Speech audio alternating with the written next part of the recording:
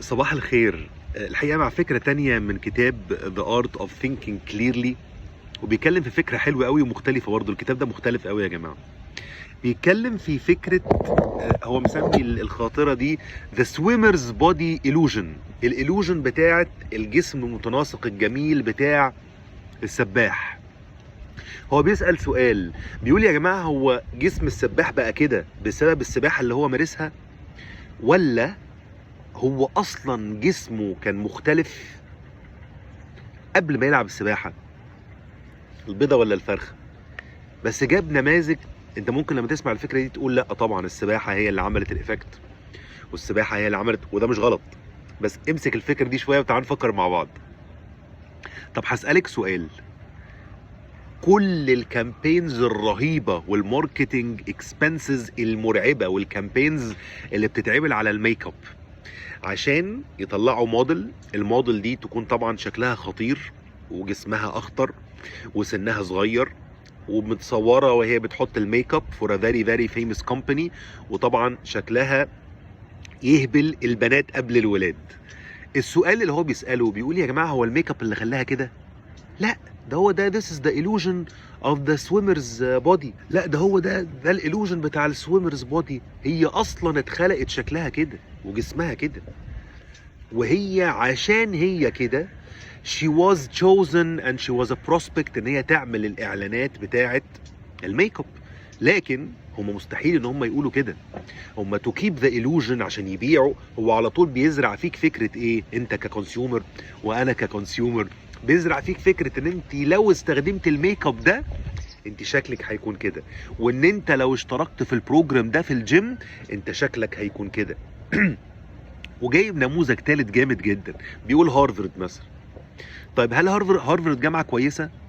هل هارفارد هي السبب في ان كل اللي بيتخرج من هارفارد he has a very very high paycheck و most probably they have decent jobs وكده، ولا اللي داخلين هارفارد اصلا هم ما شاء الله اقوياء جدا وجامدين جدا، وهارفارد ممكن تكون جامعة عادية بس بسبب ان هم ناس مختلفة هم طلعوا ناس مختلفين؟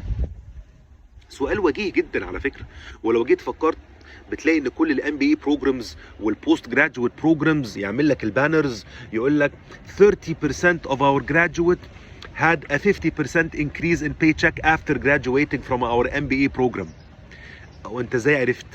مين قال لك ان هو بسبب الام بي اي هو خد 50% increase؟ ما يمكن هو اصلا شخص ماشي كويس في كاريره من غير البروجرام ده.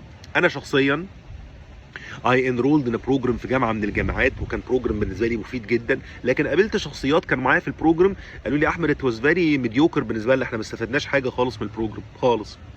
بس هم بعد البروجرام ما شاء الله they had very big jobs.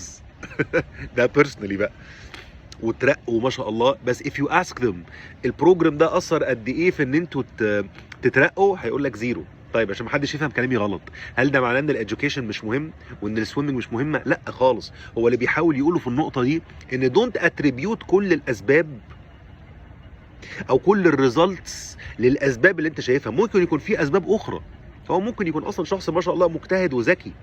الجامعه دي كانت سبب في ان هو يعمل حاجات بس مش هي السبب الرهيب اللي عمل له الترانزيشن.